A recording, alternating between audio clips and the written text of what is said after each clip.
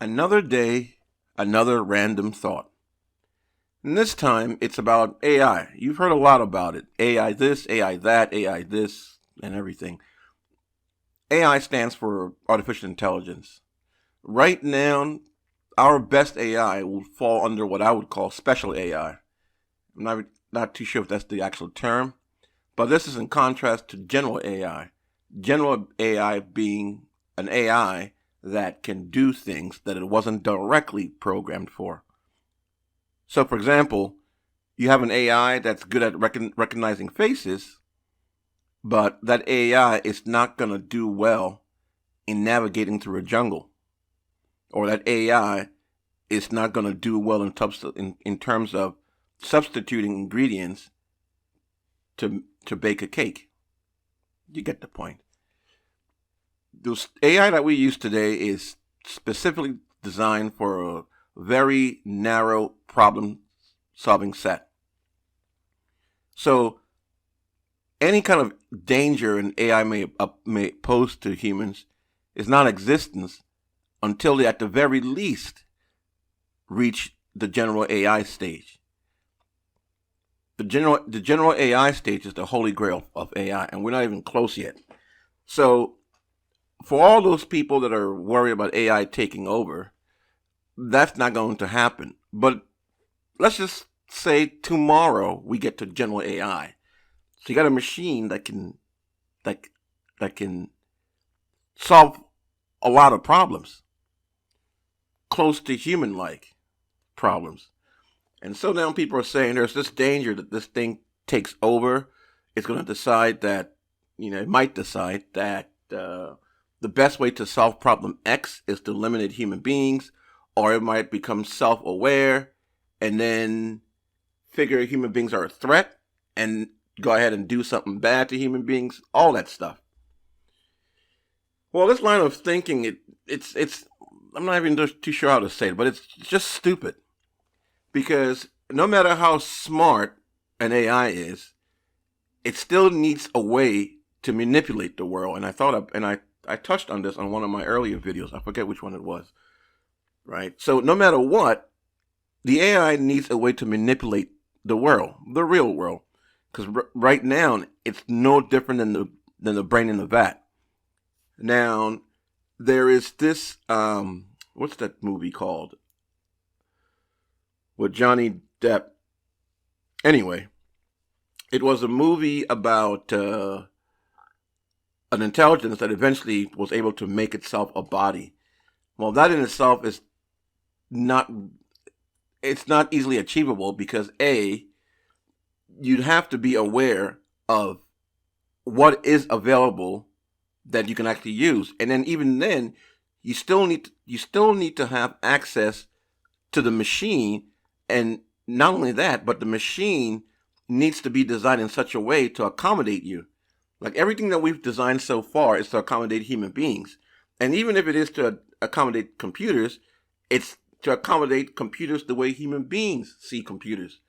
And that's not going to be a way a computer is going to see a computer. So interfacing with said machine that can potentially create a body for this AI to manipulate the world, that in itself is far-fetched. Well, let's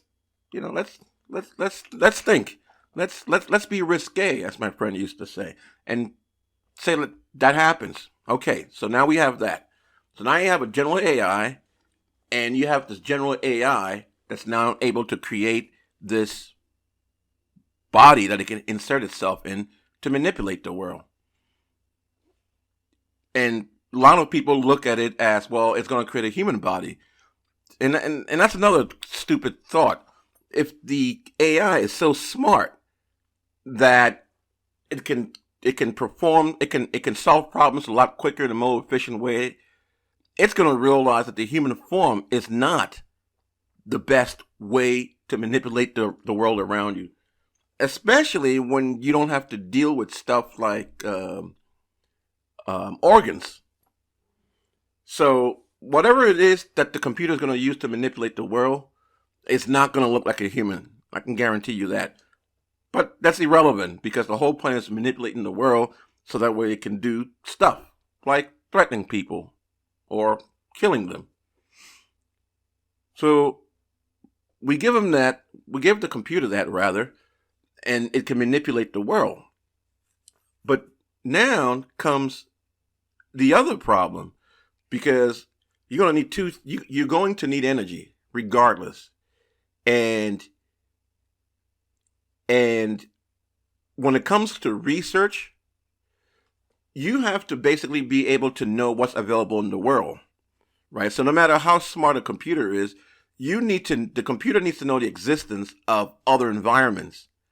And as long as you don't know of the existence of other environments, you're never going to be able to take advantage of what those environments may have to offer. And then, so as the computer tries to do all these things, the assumption is human beings, knowing that there's a threat growing, they're just going to sit there. And that's the part that just doesn't fly.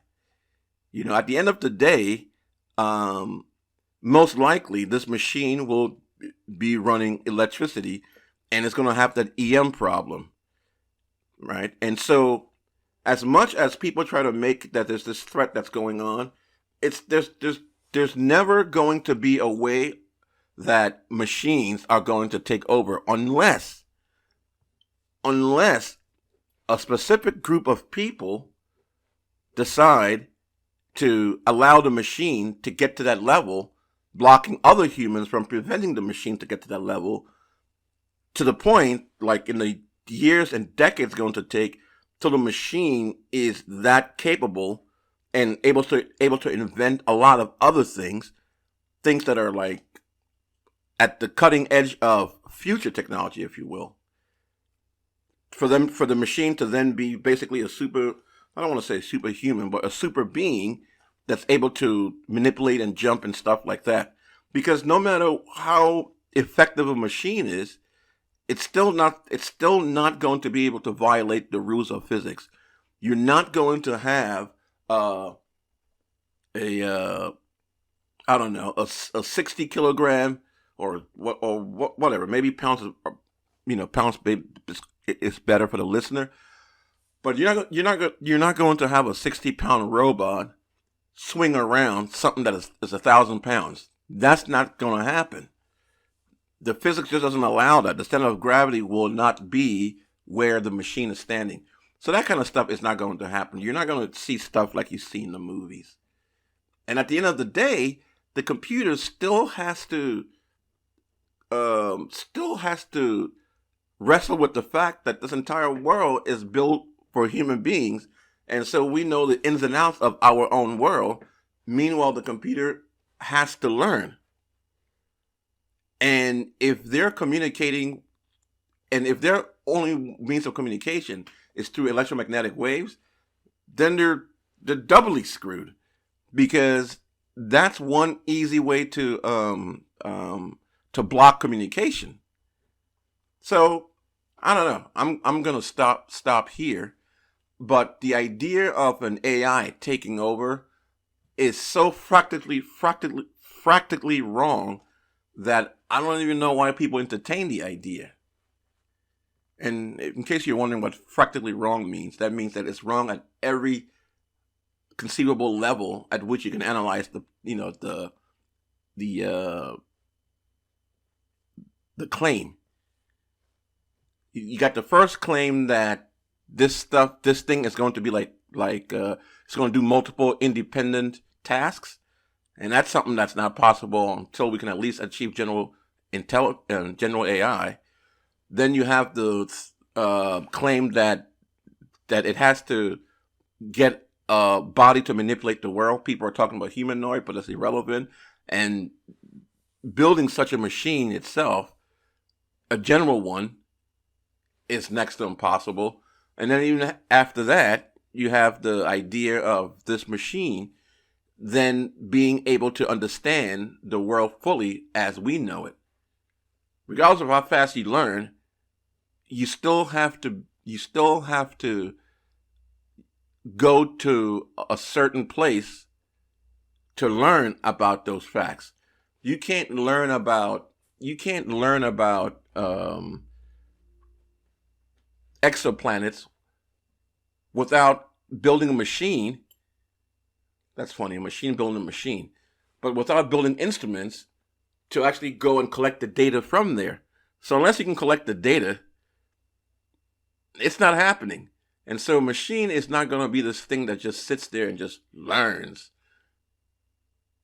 No. Anyway, so that's that. So I'll leave you with this.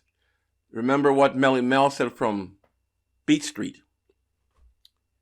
And don't be a slave to no computer. Don't be a slave to no computer. Okay, I'm done. I'm out.